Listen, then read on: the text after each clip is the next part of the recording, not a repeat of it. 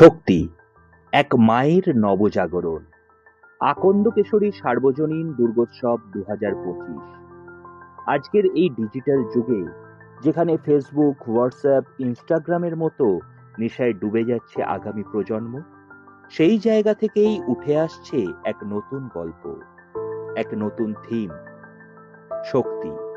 এবারের আকন্দ-কেশরী সার্বজনীন দুর্গোৎসব কমিটির থিম। এখানে মা দুর্গা আর শুধু অসুর দলনী নন, তিনি আজ এক জাগ্রত নারী, যিনি নিজের ভেতরের শক্তিকে আবিষ্কার করে এই মোহগ্রস্ত প্রজন্মকে টেনে বার করছেন মোবাইলের স্ক্রিনের অন্ধকার গহ্বর থেকে।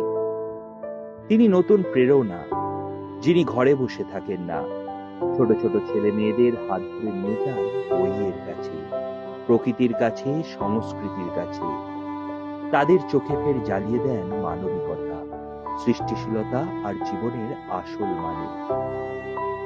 এই থিম শুধু প্রতিমা বা আলোর ঝলকানি নয়, এটা একটা সামাজিক বার্তা, এক আত্মজাগরণের আহ্বান।